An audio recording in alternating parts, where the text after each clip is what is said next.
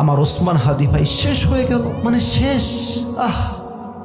কি সুন্দর কথা বলতো, কি প্রতিবাদী কণ্ঠ তার। কত ভারতের বিরুদ্ধে দেশের যত ষড়যন্ত্র হয়েছে সবগুলোর বিরুদ্ধে আমার ওসমান হাদি ভাই কথা বলেছে।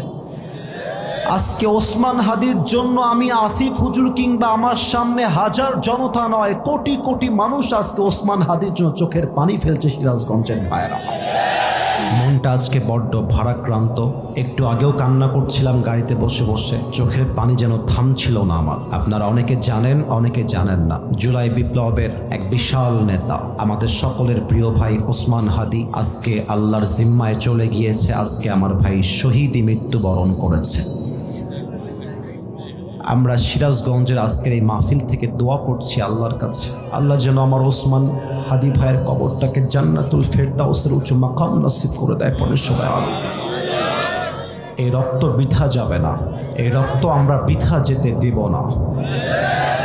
বাংলার ধামাল যুবকরা বেঁচে থাকতে যতদিন পর্যন্ত ওসমান হাদির খুনিদের বিচার হবে না, যুবকরা শান্তির ঘুম বাংলার মাটিতে ঘুমাতে পারবে না।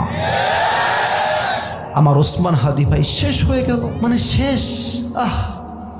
কি সুন্দর কথা বলতো, কি প্রতিবাদী কণ্ঠ তার। কত ভারতের বিরুদ্ধে দেশের যত ষড়যন্ত্র হয়েছে সবগুলোর বিরুদ্ধে আমার ওসমান হাদি ভাই কথা বলেছে। আজকে ওসমান হাদির জন্য আমি আসিফ হুজুর কিংবা আমার সামনে হাজার জনতা নয়, কোটি কোটি মানুষ আজকে ওসমান হাদির জন্য চোখের পানি ফেলছে। সিরাজগঞ্জের ভাইরা, আমি আবারও দোয়া করছি আল্লাহর কাছে, আল্লাহ আমার ওসমান হাদি ভাইয়ের যদি কোনো গুনাহ পৃথিবীতে বেঁচে থাকতে হয়েও থাকে, তুমি তার শহীদি রক্তের বিনিময়ে তার কবরটাকে জান্নাতুল ফেরদাউসের উঁচু মাকাম হিসেবে কবুল করে নাও। পড়ো সবাই আমিন।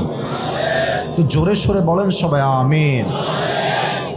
ইনশাআল্লাহ দেশ একবার আমরা স্বাধীন করেছি।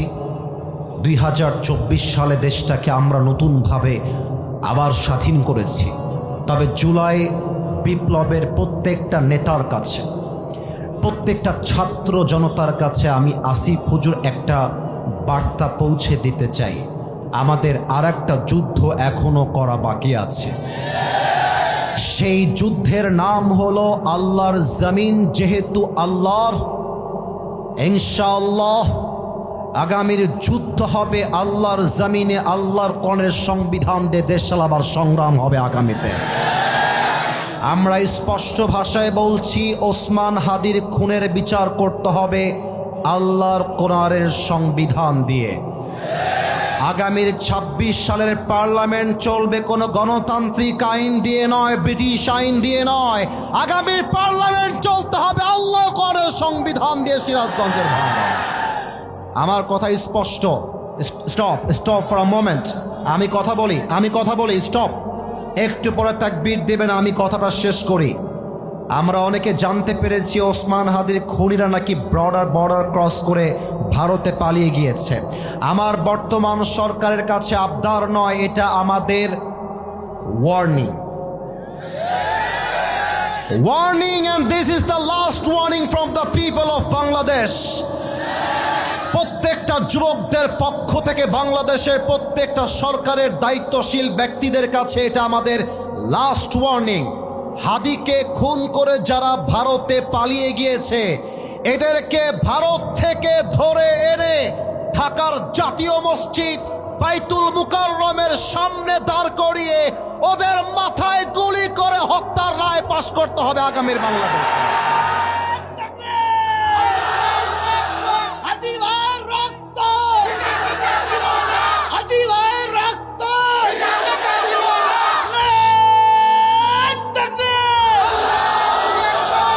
وكتبنا عليهم فيها أن النفس بالنفس والعين بالعين والأنف بالأنف والأذن بالأذن والسن بالسن والجروح قصاص।